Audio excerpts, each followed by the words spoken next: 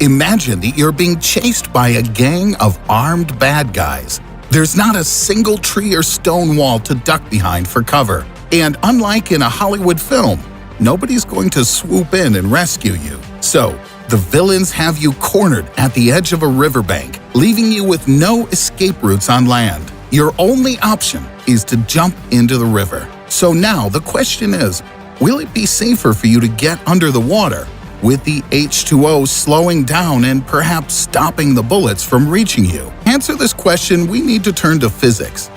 The fact is that any substance will create some resistance for an object moving through it. That's why a bullet flying through the air starts to behave quite differently once it encounters a liquid. More specifically, water requires more force to travel through than air. And as the power of a bullet cannot be increased once it leaves the barrel of a gun, the maximum that this deadly hunk of metal is able to achieve is to get through a couple of meters of water before it slows down and stops. You might remember how, in the first few minutes of the remarkable film Saving Private Ryan, defenseless infantrymen jump from their Higgins boats and into the water to try and escape the relentless German machine gun fire. But somehow many of them still get shot even underwater, and has an initial speed of about 2,400 feet or 740 meters per second. But yes, after encountering water, its energy will dissipate in mere microseconds, stopping it after just a couple of feet.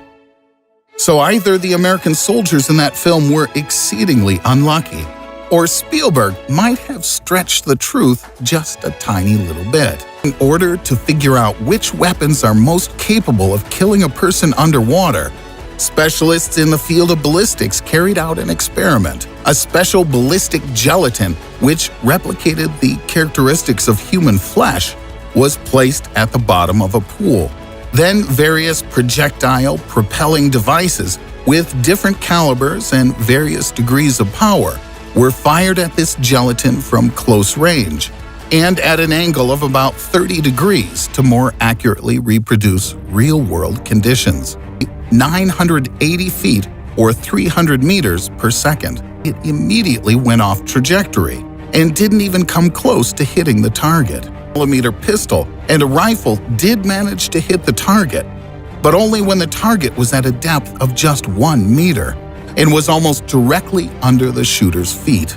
Action rifle. The shot from this gun achieved fatal results only at a distance of 50 inches or about 1.25 meters, of 1,400 feet or 425 meters per second. A .223 caliber rifle, roughly 2,500 feet or 760 meters per second. But even this couldn't produce a technical kill shot, even at the shortest distances, as the resistance of the water instantly broke the bullet into tiny fragments. Next up was the good old M1 Garand, a .30 caliber semi-automatic rifle with an initial bullet speed of about 2,800 feet or 850 meters per second, and didn't cause any serious damage even when fired at point-blank range. .50 caliber rifle.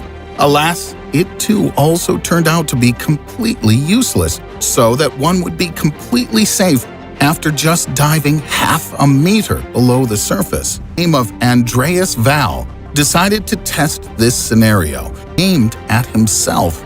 He fired the weapon by pulling the trigger although the distance was a mere 3 meters, Mr. Val remained untouched by the bullets. Gradually, as designs became more sophisticated, devices that could kill underwater appeared.